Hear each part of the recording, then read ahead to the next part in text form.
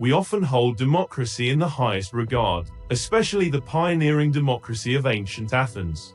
Its architectural marvel, the Parthenon, has become synonymous with democratic ideals, a fact readily apparent in the countless photos of democratic leaders posing amidst its ruins. However, a fascinating wrinkle emerges when we delve deeper. Some of Greece's greatest minds, like Socrates, held a surprisingly critical view of this very system.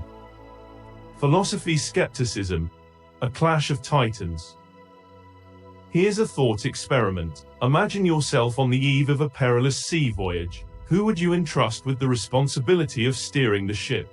A complete stranger, or a seasoned sailor with a deep understanding of navigation? The answer seems self-evident, doesn't it? This relatable analogy, employed by Socrates in Plato's dialogues, reflects his deep skepticism towards democracy. Socrates, considered the founding father of Greek philosophy, believed that leadership, much like navigating a ship, requires expertise and thoughtful decision-making.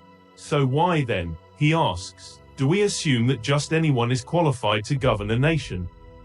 Voting as a learned skill, not a random act. Socrates argued that voting is not some random intuition, but a skill that requires education and critical thinking. Just as a sailor must understand the intricacies of wind and current, voters need to be equipped with knowledge about the complexities of governance and the potential consequences of their choices. Leaving the fate of a nation to an uneducated citizenry, Socrates believed, would be akin to putting them in charge of navigating a ship through a raging storm, a recipe for disaster.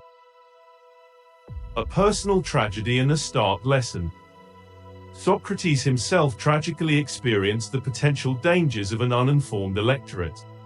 In 399 BC, he faced false charges of corrupting Athenian youth and was put on trial by a jury of ordinary citizens. Although the margin was narrow, they found him guilty. His sentence, death by hemlock, resonates with the tragic condemnation of Jesus for Christians, highlighting the potential for injustice when decisions are based on emotion and misinformation rather than sound judgment. Beyond elitism, a call for informed choice. It's crucial to understand that Socrates wasn't advocating for an elitist system where only a select few held the power to vote.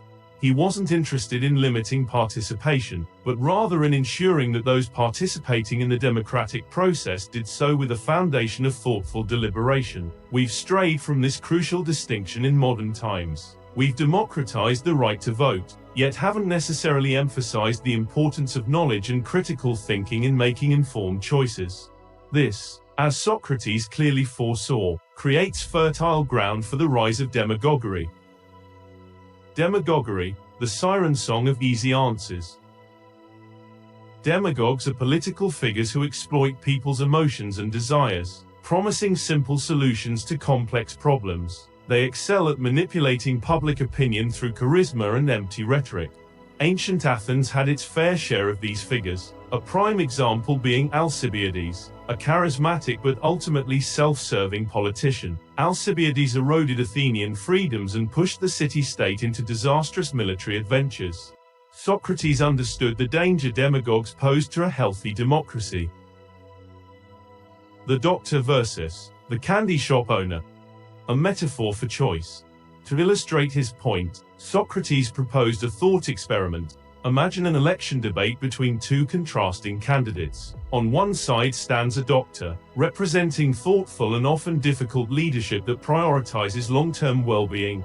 On the other side stands a charismatic owner of a candy store, symbolizing demagoguery that preys on immediate gratification. The candy store owner, in his sweet-tongued rhetoric, would demonize the doctor, claiming he forces people to swallow bitter medicine and denies them life's pleasures.